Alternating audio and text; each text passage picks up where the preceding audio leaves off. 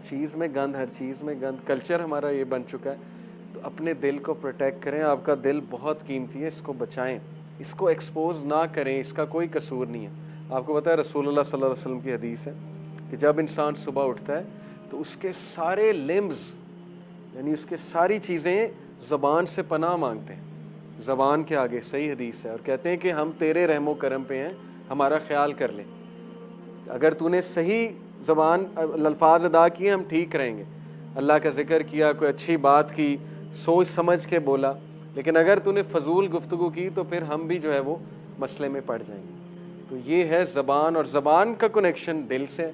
इब्ने कय्यम ने कहा कि अगर तुमने किसी के दिल की हालत देखनी है तो उसकी ज़बान देख लो, उसकी ज़बान तुम्हें बता देगी उसके दिल पे क्या चल रहा है। अगर वो कड़वी ज़बान है इसका मतलब बेचारा बड़े प्रॉब्लम में, इसका मतलब उसके दिल की बड़ी वर्किंग। अगर वो शुक्रगुजारी वाली ज़बान है, अगर वो बड़ी पॉजिटिव टॉक करता है, अगर वो गुस्सा बर्दाश्त कर जाता है, घर वालों के साथ अच्छा है, रवैया अच्छा है, ज़बान बहुत अच्छी, इसका मतलब दिल अच्छा है, कल्ब अच्छा है। तो हम अपनी ज़बान एक बार देख लें, ये तज़किया का पॉइंट है कि हमारी ज़बान कैसी है। हम कहीं ऐसा तो नहीं, बाहर बहुत अच्छे हैं, माँ बाप के साथ हमारी ज़बान बहुत चलती है और बहन भाइयों के आगे बहुत चलती है या बीवी के आगे बहुत चलती है, तो ये इसका मतलब दिल पे फिर काम होने वाला है, ज़ाहिर है। तो इसलिए अपने दिल को प्रोटेक्ट करें।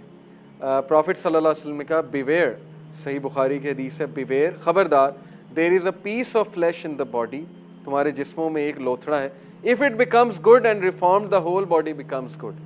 अगर ये रिफॉर्म हो जाएगा तमाम बॉडी रिफॉर्म है, but if it is spoiled, लेकिन अगर ये ख़राब हो गया फिर सब कुछ ख़राब है, फिर ज़हनियत ख़राब है, ज़बान ख़राब है, एक्शंस ख़राब है, अमल ख़राब है, फिर वसवसे भी आते हैं बहुत ज़्यादा, क्योंकि दिल पे काम ही नहीं हुआ ना। फिर वो बंदा फंस जाता है, डिप्रेस्ड रहना, डिमोटिवेटेड रहना, वसवसों का आना, समझ नहीं आ रही होती मैं क्या करूं, कैसे निकलूं, वगैरह वगैरह, क्योंकि दिल पे काम नहीं किया। इसलिए वो कौन सा पार्ट है, दैट इज़ दी हार्ट, वो है तुम्हारा कल्ब। इसलिए अपने कल्ब पे रहम करो, अपने कल्ब पे वर्किंग करो। कल्ब पे वर्किंग करने के लिए मैं आपको एक प्रैक्टिकल टिप देता हूँ। पहली तो बात, नमाजें 5 कायम करने की कोशिश करें इंशाल्लाह। हर नमाज के बाद 20 बार इस्तग़फ़ार, 100 बार इस्तग़फ़ार दिन में करें, लेकिन बहुत फोकस्ड, बहुत फोकस्ड सोच के, अल्लाह को सामने ला के, अपने गुनाहों को सामने ला के तज़किया करें।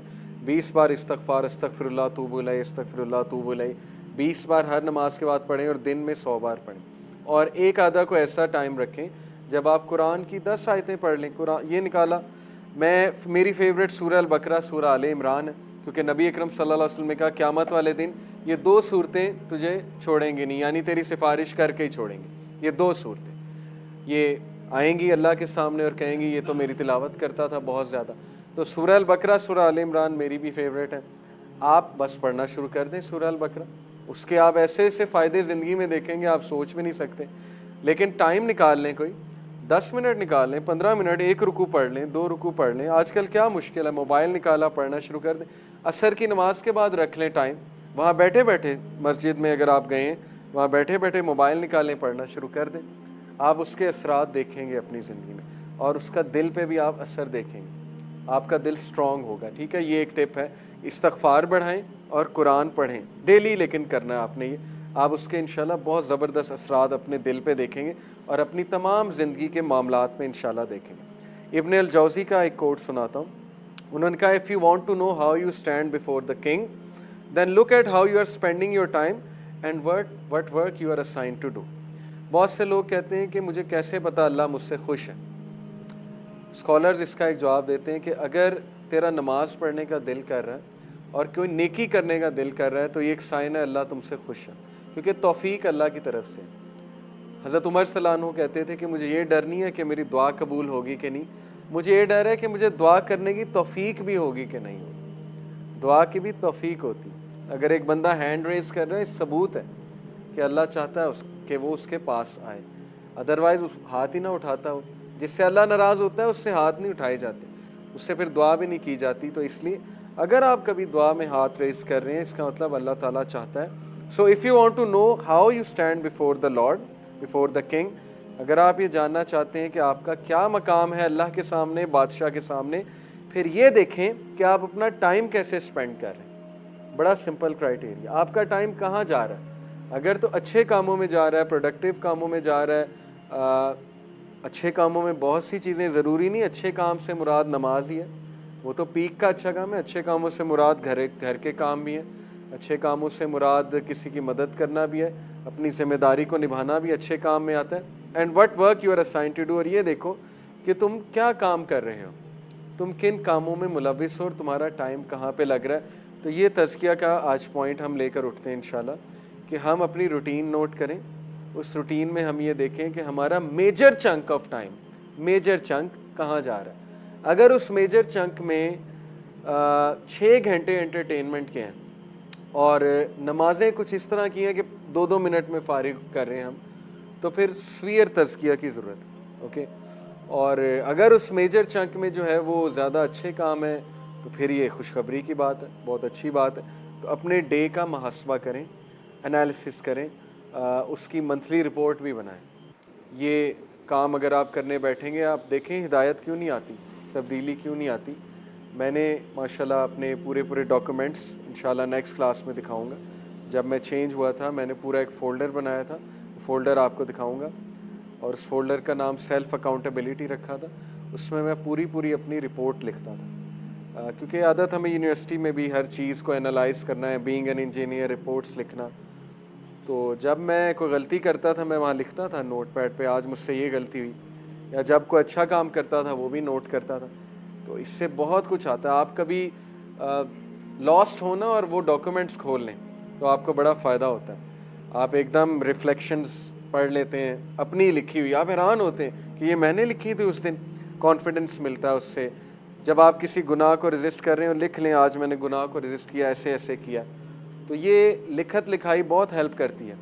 ये साइकोलॉजिकली स्पीकिंग, जब कोई चीज़ आप लिख लेते हैं ना, तो ब्रेन के जो पाथवेज हैं वो बनते हैं उस चीज़ से मुतल्लिक, तो वो आदत छूटने के ज़्यादा चांसेस होते हैं। इसीलिए जो स्कूलिंग सिस्टम है, आपको टीचर पावर पॉइंट भी दे सकता है, स्कूल जाने की क्या ज़रूरत है। आजकल तो गूगल क्लासरूम पे टीचर कह लो ये लो पावर पॉइंट डाल दिया, पढ़ो बैठ के। लेकिन वो क्यों बोर्ड पे लिखवाता है? आप कहते हैं यार ये सारी बातें पता है, क्यों बोर्ड पे हमें लिखवा रहा है सारी बातें?